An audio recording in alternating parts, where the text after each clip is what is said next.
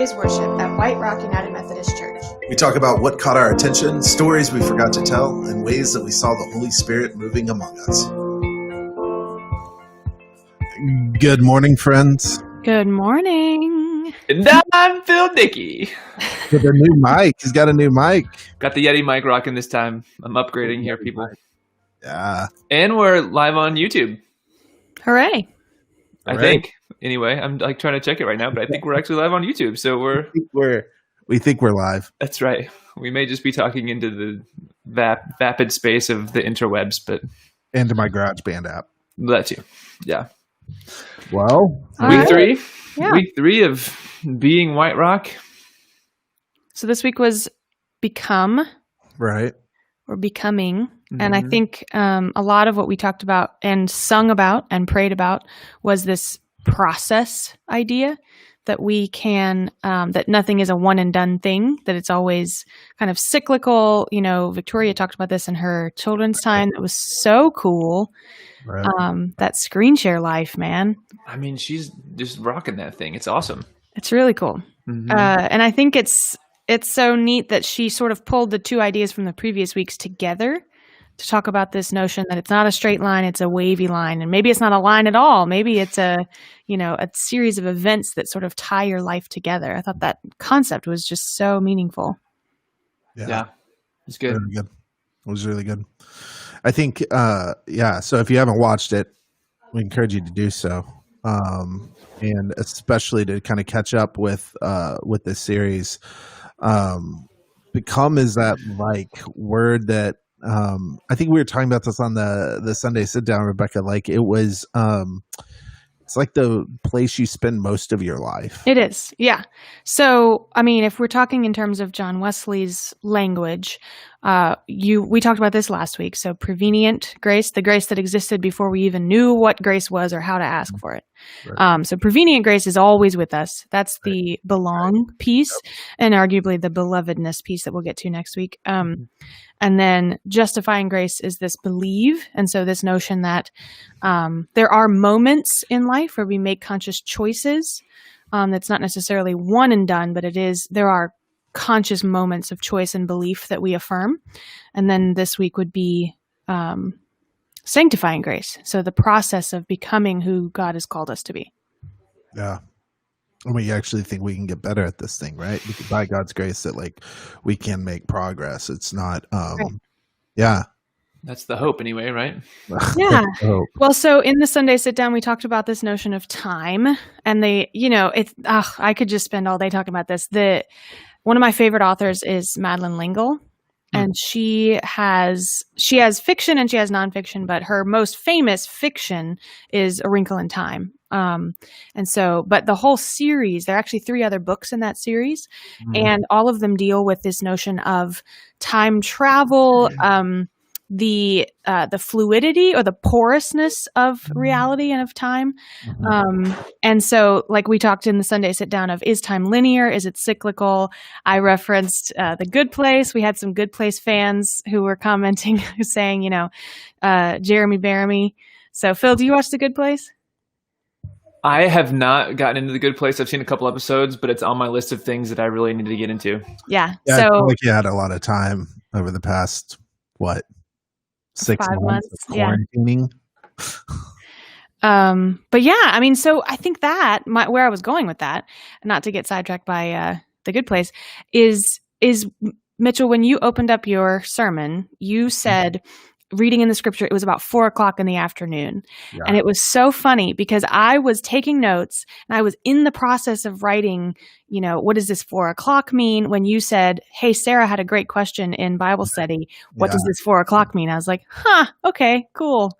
So clearly I'm not the only one that, has for many years noticed that detail. Yeah. Thought, what does this mean? What does it mean? Yeah. So Jesus is calling the disciples, and it's the first disciples he calls. He calls Andrew and an unnamed disciple. They were followers of John the Baptist, and it's really kind of quick. The pacing of the story is quick, but it has this odd detail. Yeah, 4:00 in the afternoon. And my first attempt to try to solve that was to get more metaphorical with it than it probably is, right? Like John talks a lot about light and darkness, and so you try to like fit that detail into a broader theme in the Gospel of John. But the truth is, like, I don't think it works that way. Like 4 o'clock's too random. It's not like if you want to talk about brightness, you talk about noon, right? Or if you want to talk about darkness, you talk about midnight. 4 o'clock's just kind of there. And so what if we actually sometimes over analyze or try to make scripture something broader or bigger than it actually is? And that detail, when kind of just reduced down to what do we do with time, we use it to mark really important things, at least when we're recording them, right? So like when when an event happens in our life, we like record it or we remember it. And so what if it's just a helpful way for the reader to know this was really an important moment in the life of the disciples and Jesus? Yeah. So I had several thoughts about this. I actually wrote many years ago, I'll have to try to find it. I wrote a devotional about this text, and I drew out what that 4 o'clock meant to me in our rhythm in the Western world, in the North Hemisphere, in the Western world. 4 o'clock is toward the end of our workday. Right. We're tired. We usually have not taken sufficient time to eat or to rest or to hydrate. And so, because that's just what our culture does, right? We don't take the European notion of like a siesta. We don't take a rest in the middle of the day. So 4 o'clock is when we're tired, when we're worn out, when we're dehydrated, we're sleepy. And so I wrote a devotional on that notion of it, of like, what might it mean? And I don't know enough about the Jewish culture and custom of that time, but what did that mean in their daily rhythm? Like, what was 4 o'clock to them? Was it when the fishermen were wrapping up to go home? Was it when the women were coming out to buy fish for the evening meal and it was really busy? Like, I was just very curious about what that 4 o'clock might have meant in their daily rhythm. Yeah, I mean, yeah, and it's a really great question. Like something we talked about in Bible study, there could be this that it's actually they're beginning to go to work, right? Yeah. It's like you usually don't fish between 12, like 10 and 4. Like it's really hot. Fish aren't like on the surface. Like there's a lot of reasons to think they wouldn't be finishing their work as fishermen. But that's not, the text doesn't really tell us that they were doing that work. They were hanging out with John the Baptist, which is just like, so, you bring on all these questions and, 4 o'clock's a really odd detail, especially for the Gospel of John. Yes. But, that doesn't happen much in the Gospel of John. And interestingly, that is, we've talked a lot about some people have a moment where they say, yes, I came to know Jesus at this time. And that's actually an argument in favor of that, of like knowing your markers. It is important to know, Mitchell, like you said, what time your kids were born, down to the minute. You don't say, oh yeah, I was born around 7. Like my mom and dad always told me, no, you were born at 6:56. Right. Yeah, totally. And the same thing with death, and the same thing I would add with marriage. We had a friend who gave us a really great gift. He walked up to us after our wedding ceremony with a program, and he said, hey, I wrote down the exact minute when you said I do. So that's exactly the moment that you were married. So ceremony started at 3, but you actually said I do at 3:45. So 3:45 is like our moment on our anniversary. We're like, hey, we're married. So this marking of time is just so beautiful. Yeah. Well, and in fairness, Rebecca, you probably already knew that because your wedding script was like down to the minute. Yes, I know. It was. Is anyone really surprised? Let's Totally. Yeah. I think, Phil, do you know when your kids were born? Oh, don't ask me this. I can tell you general times. I can't tell you the exact times. This is what really started wrestling in me, though, is like, I have a terrible memory in general. Okay. So if I remember like loose areas of time, then I'm like, oh yeah, that was about that. But like when it comes to attention to detail, I am so terrible, which is why this was a little bit convicting for me of like, man, I can remember places. I can remember the people that were there typically. I will very rarely remember the time of it or like even the year sometimes. Right. So it's interesting that it just made me start thinking about how it is that I mark things in history. Like it's less about time typically for me and more about who is there with me. Totally. And I think like the scripture's not getting to a place where it's like mandating that the time. Sure, it's saying like, hey, here's how we know this is an important interaction. And because because we talk about around 4:00, right? Which I took some liberties and just said 4:00 because around 4:00 actually kind of gets a little looser and like Sure. but we're marking this moment. I think we can mark moments in a lot of really, smells, right? Like Sure. like, I know, I can remember, like the moment I was first introduced to Eli's parents in their home because like their home had a distinct smell, right? Not in a bad way. It just like I remember that smell, right? And I think like we can just have these markers in our lives. The challenge is, I think, not forcing them, right? Like not getting obsessed with the markers over the like experience. Well, that's why. So I think this notion of naming goes along with that too. Yeah. Is this notion of like affirming that details are important, but they're just one piece of how we view ourselves and how God views us. So Mitchell, what you said that I wrote down was like, it's not what they call you, it's what you answer to. Yeah, that's a W.C. Fields quote. Like the comedian W.C. Fields used it in his biography, and I've seen it used a lot of times. Like but I had to do some research. Like, where did this actually come from? And it is a W.C. Fields quote. And so I think that's really important. Peter would have been harkened back to that moment in time if he was paying attention every time Jesus addressed him as Peter, right? Like that's incredible to think about.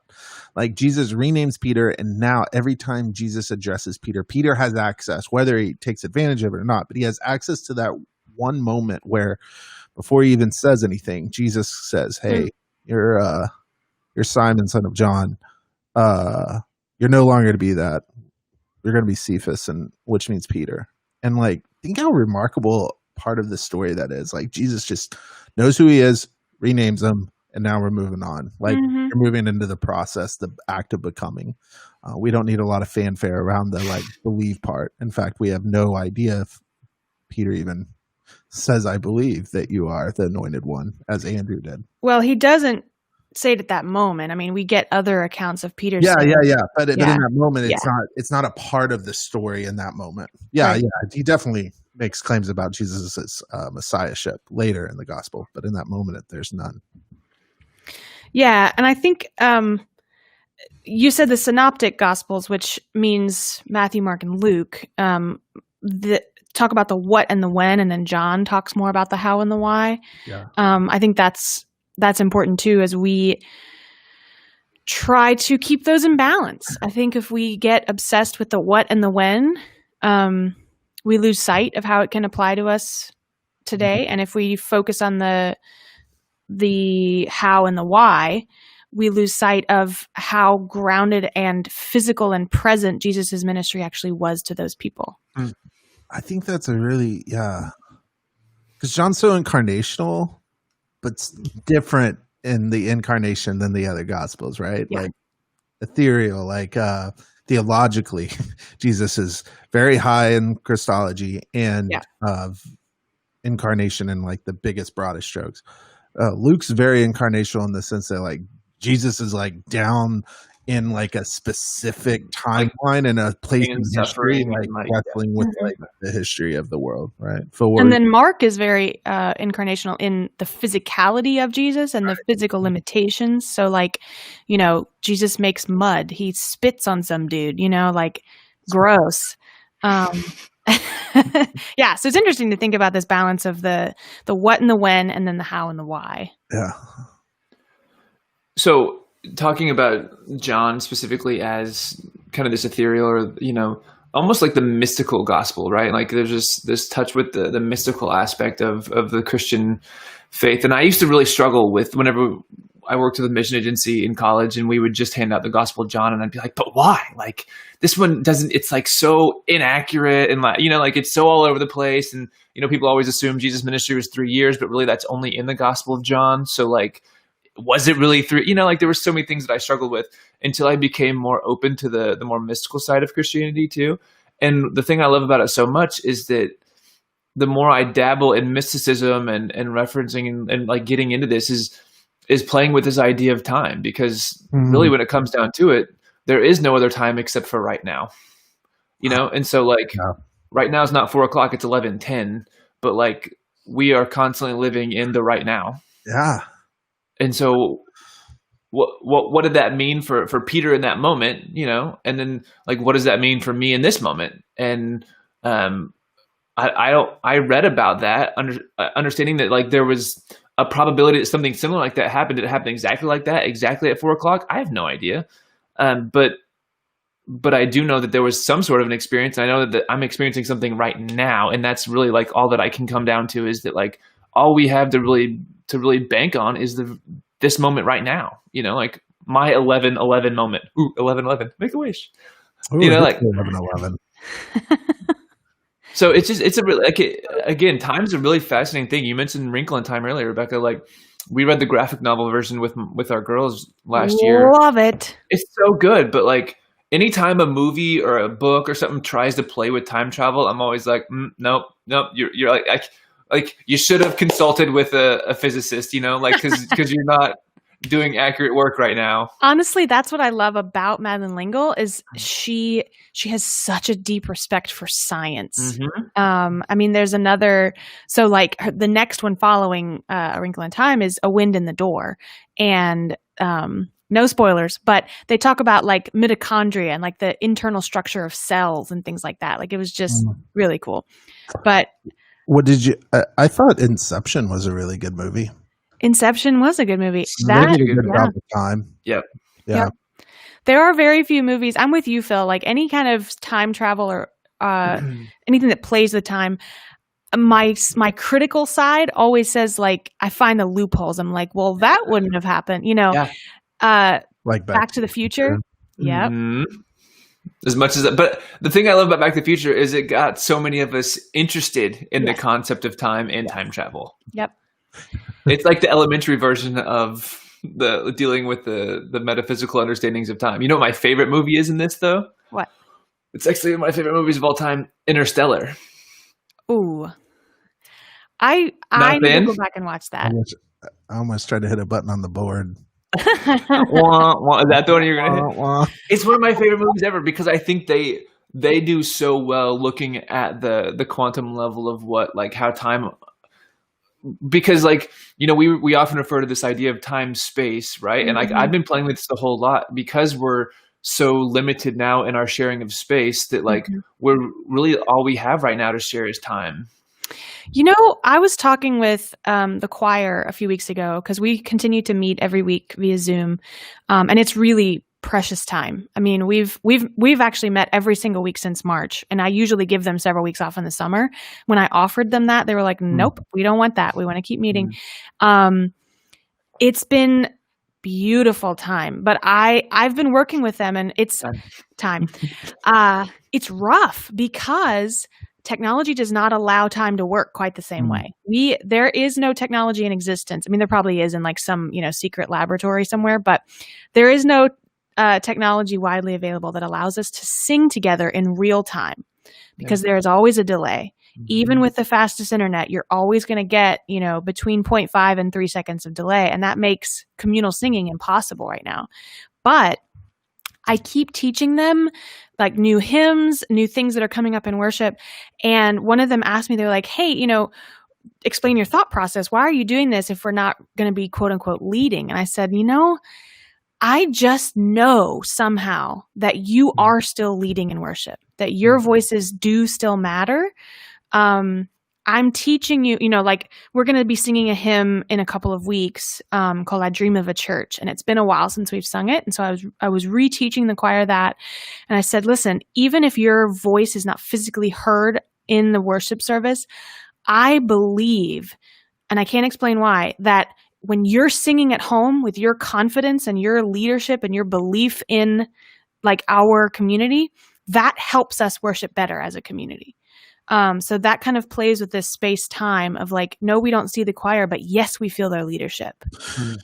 Yeah, I think participation is always a good thing for us when we gather, whether that's in person or just in shared the space of time, right? Like, I also think like in some ways, what we're doing right now, it's not like an off-season program, but it's like it's an opportunity for us as individuals to really like stretch ourselves spiritually, because we can really zero in on like what is being sung about, what is a prayer saying. Like if we can like invest ourselves fully into worship, like that pays dividends not only in real time, which I believe it does. I do agree, Rebecca. But it also pays dividends for us as we are trying to become the Bluff community as a whole, right? So there's this kind of expectation that I think we should have of ourselves, that like we're investing in this hour of gathering digitally, not because it's perfect, but because it's the opportunity we have in front of us. Yeah. In hopes to really continue down this journey or an adventure. And it's not a one-off thing. It's not a if I can make it kind of thing. It's not a and I love seeing people finding creative ways and comfortable ways and beautiful ways of engaging with it. I'm all about doing it on the couch or like having brunch or like like not having to shower. Like I love watching folks like figure out how they're gonna like be present in worship, milking the goats, as Kelsey showed us, right? That was amazing. Right? Totally. Hold on, what? Like, remember the Store family? They moved out to I forget where they moved. Out past Canton, Curry. Okay. And they like they're starting this goat farm. Oh, awesome. And yeah, it's awesome. They're about to have their grand opening, hopefully sooner than later. Anyway, they're a great family. They moved out to do that, and she's been able to stay connected. And she sent a picture of her milking goats with her headphones in, like listening to worship. Wow. Right? Isn't that epic? That's awesome. So amazing. Awesome, right? I think it has real time implications for us. Yeah. And I think it has real implications for us in the future. Mm-hmm. And so I like this idea of sharing time. I think it's spiritually connects us, and we can't really tell you how, but we can respond with how we feel about it when it happens. And so Phil, the play on time and space, I think you're right. We don't share a lot of physical spaces right now. But we do share in time. And we've wrestled with that in a real logical way. Like, how do we track metrics, right? Right. How are we going to define if someone joins us for worship? Which is a question that we ask ourselves, but our bosses ask us, like our bosses ask us, like it's a metric that's really been important for the church. Right. I don't want to overvalue it, but it has some validity. Sure. Like, how do we actually measure that? And we decided that we're going to measure it like in real time, not total views, not total clicks, not total shares. In real time, what's the best metric of people gathering at 10:50 on Sunday morning? You know what? So this is kind of an offshoot of that, talking about like when you invest in real time, you're nurturing people's creativity, I think, is something that happens, and you're like giving permission to think in different directions. And so during your sermon, Mitchell, you were talking about Peter being kind of all over the place. We talk about Peter a lot. Like, Peter represents us most fully in most of the Gospels. He's kind of the trope character. Peter. Right. Yeah, he's us. And so my husband Jeff texted me in the middle of your sermon. He was like, "So Peter, Enneagram 8, Enneagram 7. What do you think?" I was like, "This is a fascinating conversation. I would love to talk about this." I said, "I would guess, Enneagram 8 with a 7 wing, like very impulsive, very opinionated." And then I was like, okay, Mary and Martha. Martha would definitely be an Enneagram 1. Mary would probably be like arguably a 9. So I was just kind of going off on this whole tangent, but it was because we were, even though Jeff was at home and I was, in person, we were investing together in like what your sermon was sparking in us. Right.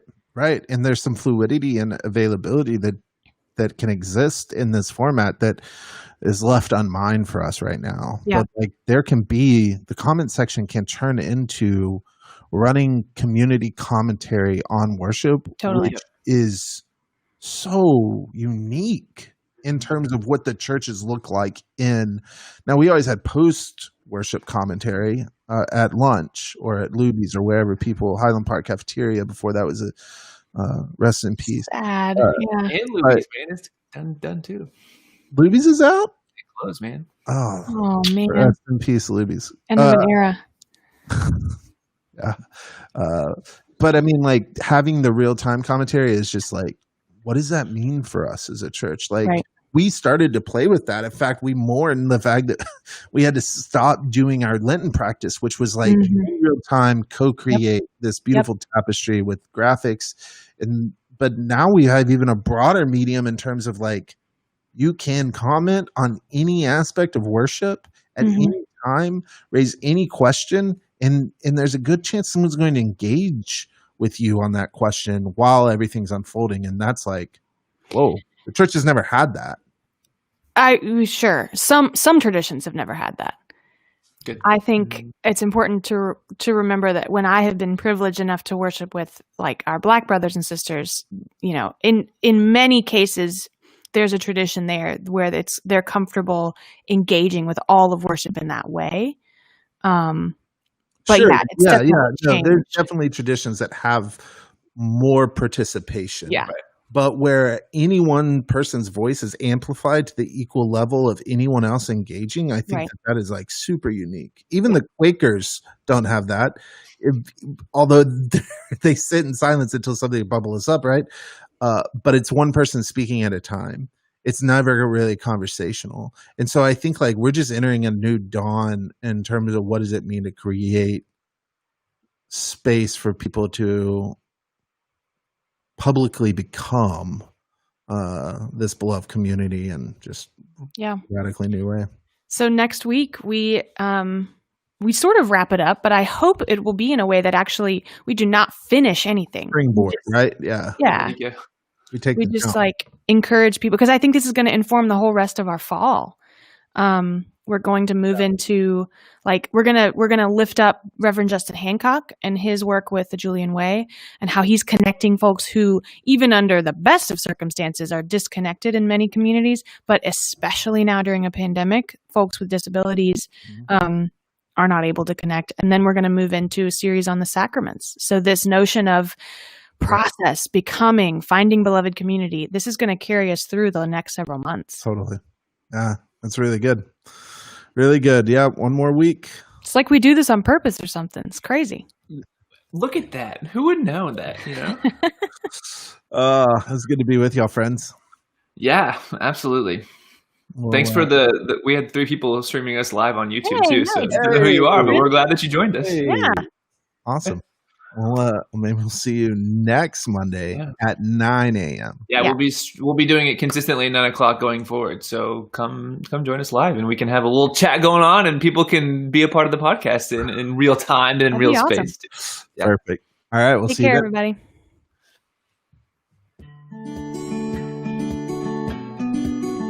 You're listening to a podcast recorded at White Rock United Methodist Church in the heart of East Dallas. For more information, you can find us at wrumc.org.